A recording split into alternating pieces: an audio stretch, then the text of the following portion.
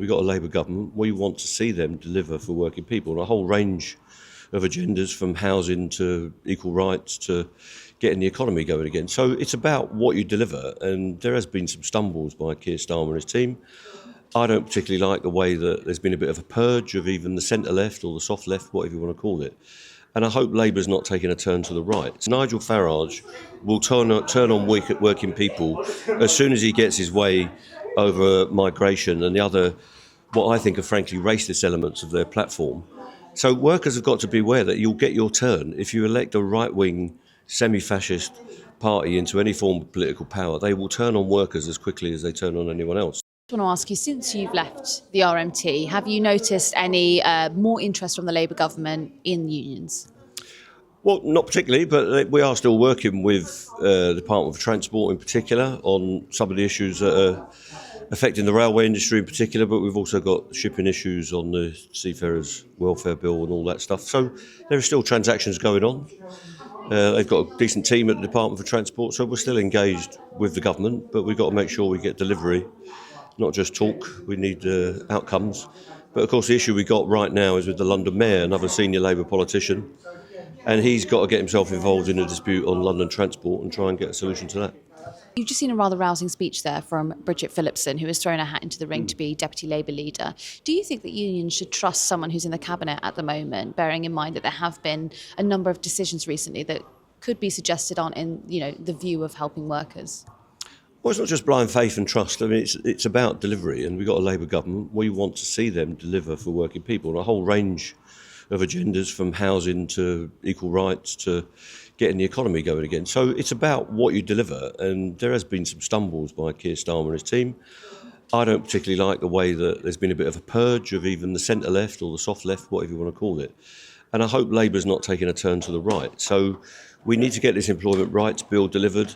And just as importantly, the secondary stuff that goes with that, the regulations that are written, have got to deliver a working class agenda, make it better in the world of work, but also the ability for the trade unions to negotiate and organise workers, which will ultimately make them better off and make the country better.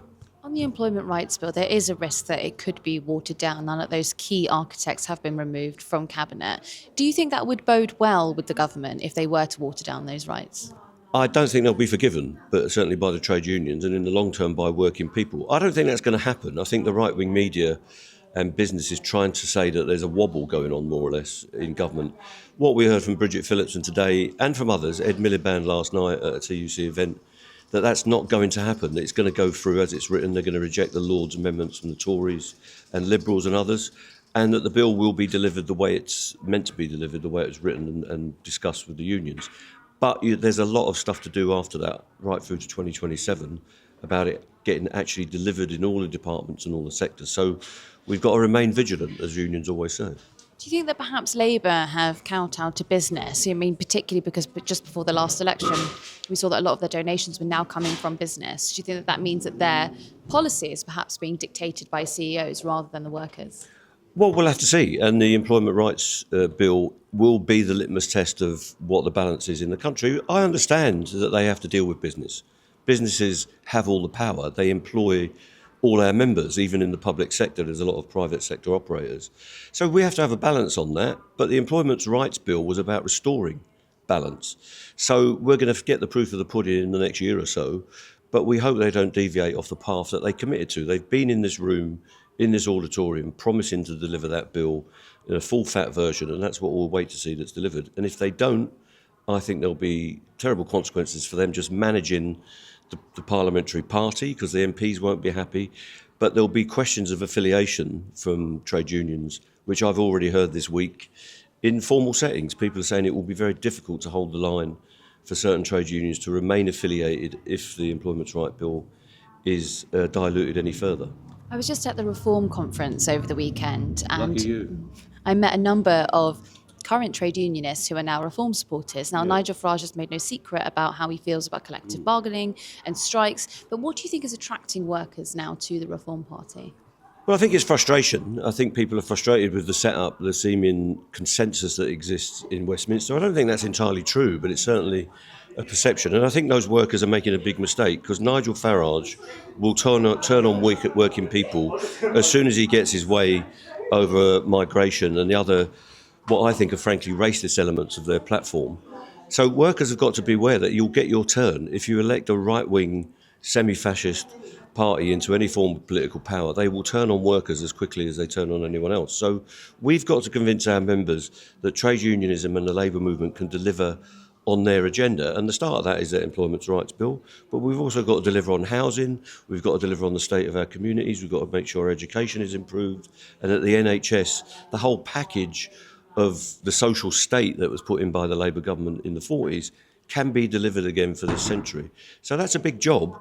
Farage is not going to do that. He's going to take us back to the 19th century, where people will be scrabbling around for work and won't have the power to negotiate with employers. So workers make a big mistake if they rely on Nigel Farage.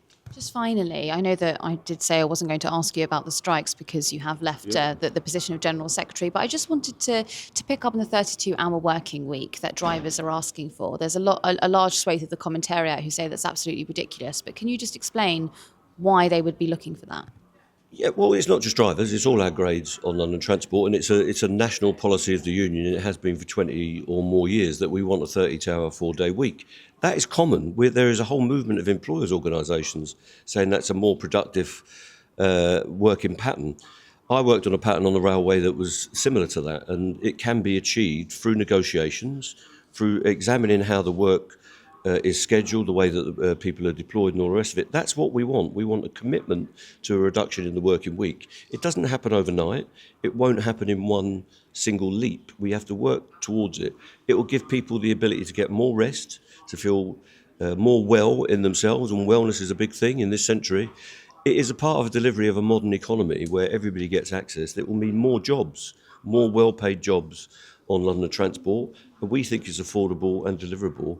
If you're working on a train 8.5, 9 hours a day, you feel that you need proper rest and proper rotations that can deliver for those members, but also for the people of London. It will be a good step if we take that step.